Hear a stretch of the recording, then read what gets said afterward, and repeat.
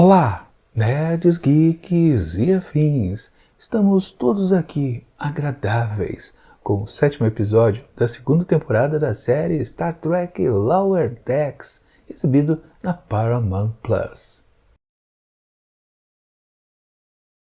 Pois bem, pessoal, esse episódio aqui dessa semana traz alguma novidade interessante, que é explorar um personagem que praticamente ficava ali de fundo de cena e a gente quase mal reparava, nem decorava o seu nome. De fato, eu não sabia o nome do Pelops, acho que é isso o nome dele, né? Que é o engenheiro-chefe da Cerritos. Pois é, sim, ele apareceu aqui a colar, mas nunca teve destaque. Mas a novidade não é que está se colocando uma história em cima dele, né? Valorizando a sua persona. Mas, na verdade, o destaque é que temos uma história focada num dos oficiais superiores. Pois é, porque se a gente for puxar pela memória, a gente sabe um pouquinho, mas não muito também, no máximo, da Capitã Freeman. Quer dizer, o que a gente sabe? A gente sabe que ele é mãe da Mariner e é esposa de um almirante, que eu também não lembro o nome dele. Acabou. Nunca teve uma história dela em si, como também do próprio seu primeiro oficial, que é o Jack Ransom. No máximo, teve um destaque lá num episódio, lá na primeira temporada, onde ele estava preso junto com a Mariner. Ele tomou, as dores ali de salvar toda a situação ali da tripulação que estava detida, né? Iam ser mortos por aliens ali perigosos, né? Ele resolveu a parada, infringiu alguma regra, mas no máximo também foi isso. E nunca se foi mais a fundo no que é, então, aquele personagem. Bom, o outro também, né, o chefe de segurança lá, o primeiro Bajoriano e agora um novo, também basicamente eram personagens de fundo de cena, nunca teve destaque. Ou seja, é uma boa novidade, então, se dá algum valor para o engenheiro-chefe. Quem sabe, então, os outros personagens sêniores também vão ter destaque nos próximos episódios, ou quem sabe, claro, na 3ª temporada, já que essa temporada aqui já está quase acabando. Ou seja, uma boa novidade. Mas também, ao mesmo tempo, esse episódio tem um certo probleminha, porque pode se tornar previsível de maneira muito rápida. Bom, tivemos duas histórias aqui. A primeira diz respeito àquele supercomputador, né? Aquela mente maligna que estava dominando, né, uma certa espécie ali, mas eles conseguiram se livrar, claro, com a ajuda da frota estelar, com certeza. E, enfim, a Cerritos então tem a missão de pegar ali o computadorzinho, né, o módulo principal, né, a CPU principal. CPU principal só pode ser a principal mesmo, né, a CPU, e mandar então lá para o Instituto Dreyston, né, que vai pesquisar exatamente como funciona aquela mente cibernética maligna. Enfim, uma coisa simples, rotineira, típico, né, da Cerritos, né. Inclusive, quem vai fazer isso, essa missão de fato, né, não é a própria Cerritos, né, apenas um alferes que tem que levar, pega uma nave auxiliar e vai. Cabe a Mariner fazer isso, ela fica desgostosa, porque ela acha um negócio chato, quando que, né, o Boiler está lá numa missão mais, digamos assim, mais interessante. Só que ela diz para os outros que, na verdade, é o contrário, né? O que ela está fazendo que é mais, digamos, seguro, e o que o Boiler está fazendo não é tão assim. Ah, você vai ficar cuidando de... O que era o negócio que ele ia cuidar? Lesma? Acho que era uma coisa assim. Enfim, não importa. Mas ela fazendo aquela coisa típica de sempre, que é menosprezar os outros, e principalmente o que os outros estão fazendo ou se divertindo, curtindo. E claro, o Boiler estava curtindo muito. Estava lá brincando lá com o seu phaser, né? O seu rifle, né? E falando, não, tem experiência lá na Titan, a gente fazia coisa parecida, e ela desmerecendo também o passado do amigo, enfim, aquela coisíssima toda, né? Só que tem a reviravolta, que faz com que, não, ele não vai mais para essa missão, entre aspas, perigosa, e vai sim também entregar a tal da CPU maligna. Basicamente isso. Mas antes de continuar a história, vamos para outra história, que na verdade a gente pode considerar que nem tem uma história A ou B aqui nesse episódio. As duas histórias ela tem bastante foco e sempre estão em destaque. Bom, a outra, né, foi o que eu já comentei, que é exatamente a questão em cima, então, do engenheiro-chefe, né, que tem a aparição de sua mãe. Então, que eu digo que é um aprofundamento de um personagem, ou seja, você conhecer os seus parentes, principalmente, é o caso, né? Temos lá, então, que eles são chamados para consertar um problema na nave ali da mamãe do engenheiro-chefe. Só que todo mundo já está careca de saber, né? É uma situação que já existia antes, né? Não é uma coisa que começa agora, ou seja, a mãe do Bulips, como é que é o nome dele? Já esqueci, ó. Não importa. O bigodudo, eu acho que é mais fácil, né?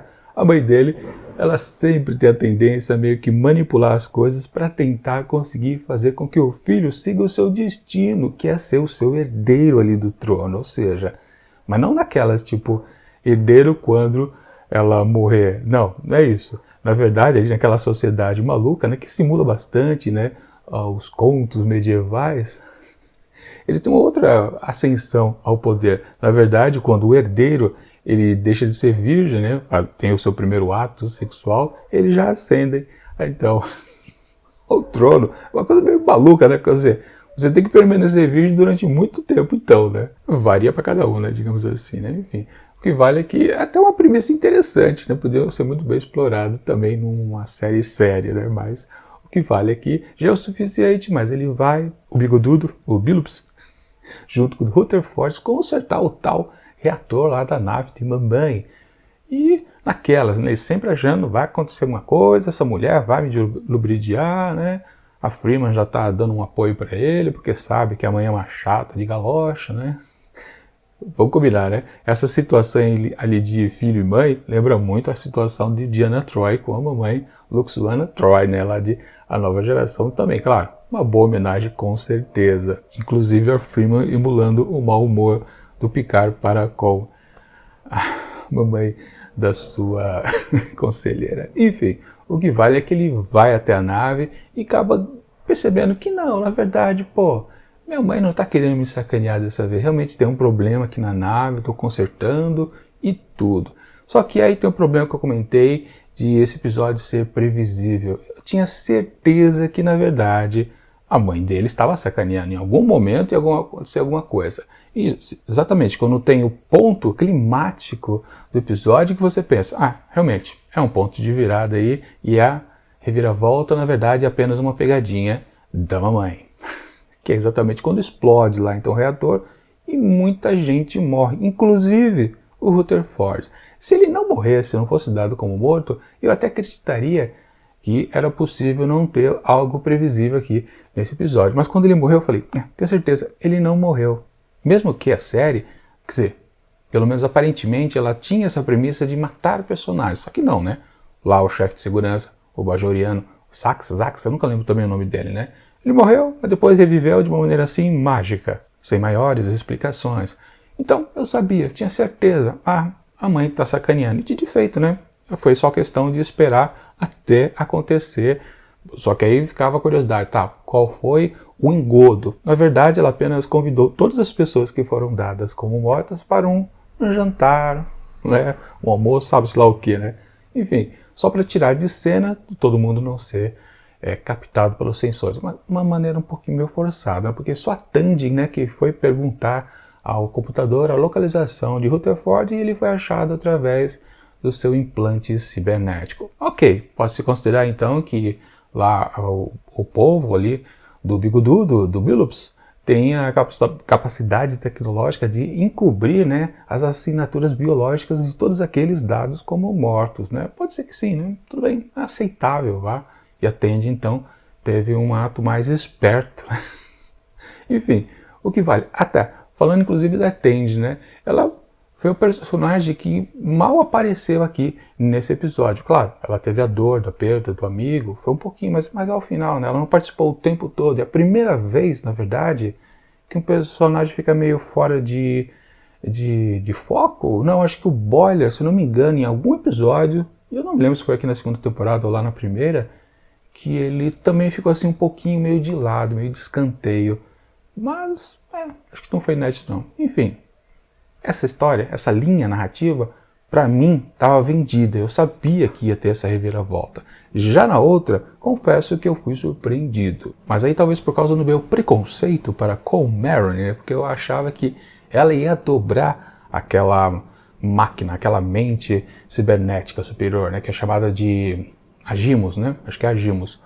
Bom, o tempo todo, né? Ela estava falando, não vamos dar voz para esse cidadão cibernético. E naquele esquema, né? É fácil, né, perceber que realmente ele estava querendo enganar a todos, porque qualquer coisa que ele abria a boca e falava, ele sempre terminava, me conecta com alguma central computacional, porque ele queria se expandir, obviamente. E a gente sabe que o Paspalho aceitar isso facilmente seria o Boiler.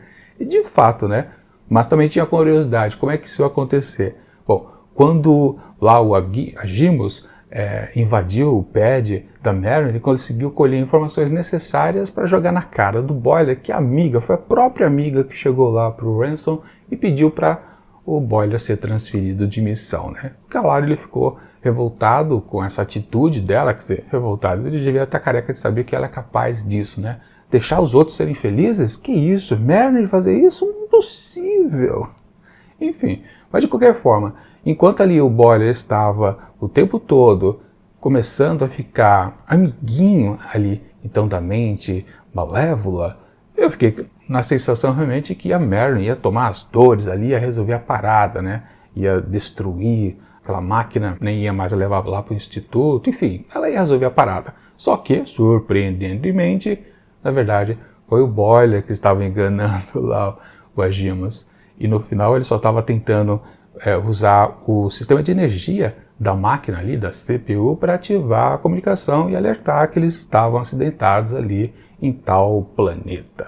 Enfim, foi uma surpresa para mim. Mas, do mesmo jeito, a gente pode considerar que muitas pessoas que estavam assistindo o episódio poderiam ter sacado. Do mesmo jeito que eu saquei na outra linha de história, poderiam sacar nessa. Ou todo mundo sacar as duas linhas. Ou seja, é uma estrutura de criar uma história que você corre esse perigo de quem está assistindo, na hora sacar. Assim que você apresenta o problema, a pessoa já disse, não, vai acontecer uma reviravolta ali e você sabe como vai ser o desfecho de qualquer coisa que esteja contada, porque é quase telegrafado qual é o final da situação. Ou seja, logo de cara já se vendia que mamãe era do tipo enganador. E da mesma forma, né, já se vendia que aquela máquina ali, cibernética, também era enganadora. Ou seja, é fácil você perceber que, no fundo, o que está acontecendo vai ser um engodo o tempo todo. Agora, mesmo assim, caso você não perceba, você não saque,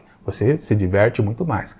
Para quem percebe e já sabe o que vai acontecer, pode haver diversão? No meu caso, eu me diverti do mesmo jeito, não é um episódio ruim, não é porque ele tem essa estrutura que você pode descobrir qual é que é o final, que ele se torna ruim. Porque o texto, no fundo, conseguiu caprichar em todas as situações. Ou seja, um episódio muito interessante, para falar a verdade. Mas eu confesso para vocês que o mais gostei desse episódio é que está focado lá no sujeito que a gente achava que sempre seria ali fundo de cena, né? Nunca receberia um destaque, podia até ser a única grande coisa que ele fizesse seria morrer como foi o chefe de segurança bajoriano, né? Mas não, ele ganhou uma história própria. Isso que eu considero então que esse episódio é altamente valoroso por causa disso. E espero que eles façam, como comentei, para os outros personagens ali superiores, né? Pois é, bacana, gostei desse episódio. Então, para ele, também vou dar uma boa nota, que é para o 7º episódio da 2ª temporada de Star Trek Lower Decks, atribuir, então, tô pensando uma nota ou outra. Não. 3,5 não, 4 asteriscos. Acho que tá de bom tamanho. Afinal das contas, eu me diverti mesmo aqui com esse episódio. É simpático. É isso.